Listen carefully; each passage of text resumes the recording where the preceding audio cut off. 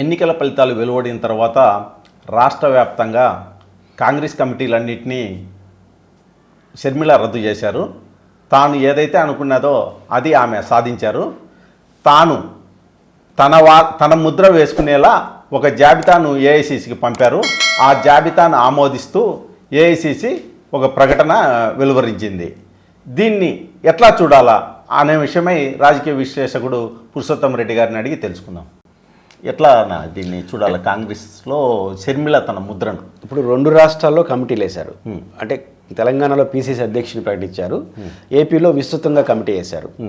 తెలంగాణలో పీసీసీ అధ్యక్ష ఎన్నికల్లో కోమటిరెడ్డి గారు, రేవంత్ రెడ్డి గారు అందరూ 36 సార్లు పోయి వచ్చారు. ఆ పీసీసీ అధ్యక్ష అందరినీ గ్రూప్స్ ఎక్కువ ఉన్నాయి కదా, వాళ్ళందరూ అభిప్రాయం చేస్తే ఫైనల్గా ఆల్ ఇండియా నాయకత్వం ఒక డెసిషన్ తీసుకునింది. మాధ్యాయ మార్గంగా గౌడ్ గారిని నియమించింది, మహేష్ గౌడ్ గారిని. ఇప్పుడు ఆంధ్రప్రదేశ్లో ఇట్లాంటి చర్చ జరిగినట్టు కూడా ఎవరికి తెలియదు.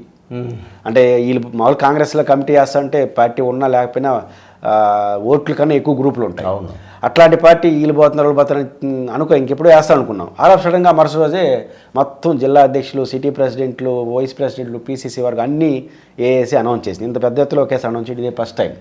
ఈ విషయం చూసినప్పుడు వైఎస్ రాజశేఖర రెడ్డి గారు కూతురుగా ఉన్న షర్మిల గారు కొంత వైఎస్ రాజశేఖర రెడ్డి గారి మొండితనం లేదా పట్టుదల ఇక్కడ కనిపిస్తుంది. అంటే ప్రాంతీయ పార్టీలో ఉండడం వేరు, ఒక జాతీయ పార్టీలో తన వర్గం వాళ్ళు ఉండాలని కోరుకునే పద్ధతిలో ఆమె వ్యవహరించడం, దీనికి ఆల్ ఇండియా నాయకత్వం సహకరించి రెండు కోణాలు కనిపిస్తుంది. ఒకటి, షర్మిల గారు పీసీసీ అధ్యక్షుడు అయిన తర్వాత మొదటిసారి ఎన్నికలు జరిగినాయి. ఆ ఎన్నికల్లో అంతకు మించి ఫలితాలు ఏమి రావలేదు, మనకేమి నమ్మలేదు. ఆ మేరకు 3% రావడం అనేది అది ఆమె గొప్పతనం కాదు, ఎవరు గొప్పతనం కాదు, మొత్తం మీద జరిగింది. అంటే ఒక ఊపైతే తెచ్చింది ఆమె. రాష్ట్రంలో పీసీసీ అనేది ఒకటి ఉంది అని, ఎందుకంటే రాజశేఖర గారి కూతురుగా ఉండడం వల్ల తెచ్చింది, వచ్చింది. ఈ క్రమంలోనే వచ్చిన ఫలితాల్లో వెంటనే అక్కడక్కడ కొంతమంది నాయకులు ఆమె డబ్బులు తినేశారని, శుంకర పద్మశ్రీ ఎక్కడ డబ్బులు ఆరోపణలు చేసింది, ఆయన మాజీ ఎంపీ చింతామోహన్ గారు, ఇంకా చాలా మంది ఘాటైన విమర్శలు చేశారు, కుమార్ కూడా చేశారు. ఆమెని ఇది అని కూడా అనుకున్నారు, ఫిర్యాదు చేశారు. ఈ క్రమంలో ఆమె మొండిగా ఇంకా వీళ్ళందరినీ పెట్టుకొని నడపడం అనేది ఈ దశలో కాంగ్రెస్ పార్టీ ఇప్పుడు తెలంగాణలో నడపడం సులభమే, పవర్ ఉంది, పార్టీ ఉంది. ఇక్కడ ఏమీ లేనప్పుడు వీళ్ళతో ఏగడవాలంటే చాలా కష్టం. అందువల్లనే బహుశా ఆమె ఒక స్టెప్ తీసుకొని వీళ్ళందరినీ పెట్టుకొని ఏగడం కష్టం అని ఒక ప్రపోజల్ పంపడం, ఆమె ధైర్యాన్ని మెచ్చుకోవాలి. At the same time Congress నాయకత్వం కూడా ఒక నిర్ణయానికి వచ్చినట్టుంది. ఎవరికో ఒకరికి రెస్పాన్సిబిలిటీ ఇవ్వకుండా, ఎవరినో ఒకరిని నమ్మకుండా ఈ గ్రూపులందరితో బుజ్జగించుకుంటూ పోతే ఏది మిగలదు అని నిర్ణయానికి వచ్చి షర్మిలాని నమ్మినట్టున్నారు. అది కనపడుతుంది. అది నిజంగా రాహుల్ గాంధీ గారి నాయకత్వంలో ఇది మార్పు.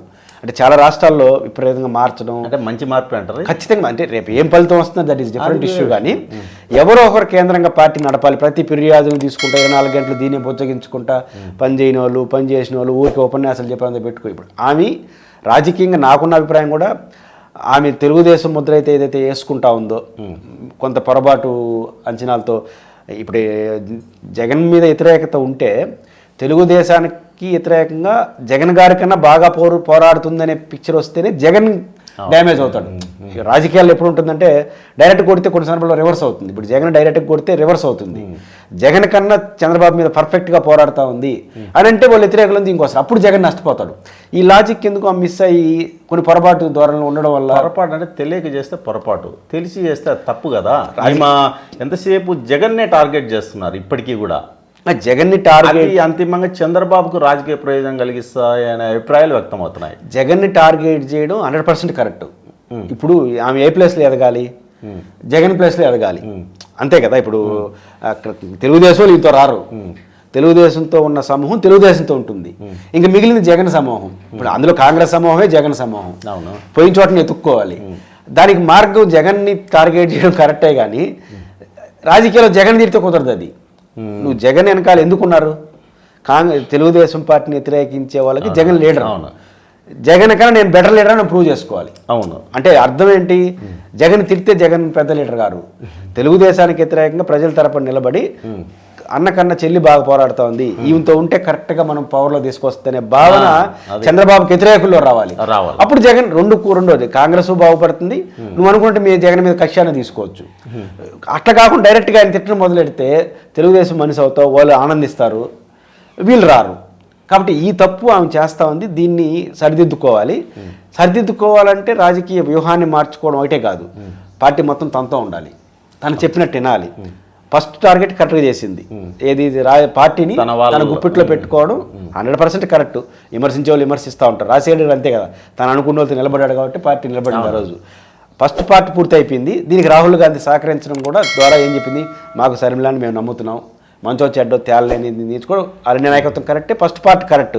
రెండో పార్టు జగన్ గారిని ఆమె ఇబ్బంది పెట్టాలనుకున్నా, కాంగ్రెస్ లాభపడాలన్నా ఒకే సూత్రం, జగన్ గారికి అన్న బెటర్గా తెలుగుదేశంకి వ్యతిరేకంగా పోరాడి నిలబడాలి. ప్రజలు కూడా తెలుగుదేశంకి వ్యతిరేకంగా ఉన్నారు, షర్మిల బాగా పోరాడుతోందనే భావన కలిగే పద్ధతి వేస్తే షర్మిల పర్ఫెక్ట్గా రాజశేఖర్ వారసులో నిలబడుతుంది. మరి ఇంతమందిని పక్కన పెట్టినప్పుడు షర్మిల గారు వాళ్ళందరూ ఈమెకు శత్రువులు గారా? వాళ్ళు ఊరుకుంటారా? మరి ఖచ్చితంగా కాంగ్రెస్లో ఊరుకోరు. రాజశేఖర రెడ్డి గారు ఎవరు ఊరుకోలా. రాజశేఖర రెడ్డి గారు మొదటి నుంచి రాజకీయాలు చేసేసి తన వాళ్ళు పెట్టుకోవాలని తనకు వ్యతిరేకంగా కొట్లాడు అలసిపోయినాడు.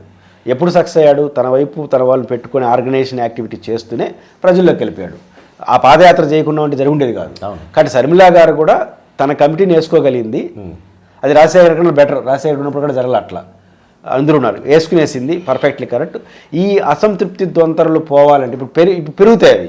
అవును. ఇప్పుడు షర్మిల గారికి ఏదైతే ఇది కొంతమంది సీనియర్లు ఉన్నారో వీళ్ళకి ప్రజల్లో పలుకుబడి ఎంత ఉన్నా సమాజంలో అధిష్టానంలో ఉంది, సమాజంలో వీళ్ళకి ఇమేజ్ ఉంది కదా, ఓట్లు లేకపోయినా వాళ్ళు ఇంకొంచెం ఎక్కువ అవుతారు. ఇప్పుడు మనం ఇంతకుముందు ప్రస్తావించినట్టు పర్ఫెక్ట్ పాలిటిక్స్ చేయకపోతే సింపుల్గా ఏమి చంద్రబాబు మనిషిని వీళ్ళనేస్తారు. అవునవును. కాబట్టి ఇంకా పెరుగుతాయి ఈ గొంతులు పెరగకుండా ఉండాలన్నా, రాజకీయంగా కరెక్ట్గా ఉండాలన్నా ప్రజల్లోకి వెళ్ళిపోయి అధికారంలో ఉన్న చంద్రబాబు వ్యతిరేకతనే కాదు, అధికారంలో ఉన్న పార్టీకి వ్యతిరేకంగా పర్ఫెక్ట్ ఫైటర్గా నిలిచిపోయింది అనుకోండి. ఒకటి మీరు అనుకున్న రాజకీయం నెరవేరుతుంది, ఇంట్లో అసంతృప్తి తగ్గుతాయి. ఇంట్లో ఇది రాజకీయం పర్ఫెక్ట్ చేయకపోతే జగన్ గారు ఇప్పుడు వైసీపీ అంటారు ఆమె తెలుగుదేశం మనిషి అని, ఇంక వీళ్ళు అంటారు కాంగ్రెస్ వాళ్ళని మొత్తం కంపు చేస్తారు. కాబట్టి ఈ రెండు రీత్యా కూడా ఆమె పర్ఫెక్ట్ పాలిటిక్స్ చేయాలి. షర్మిల రాజకీయ అడుగులే ఆమె భవిష్యత్తును తేలుస్తాయని పురుషోత్తం రెడ్డి గారు చెప్తున్నారు.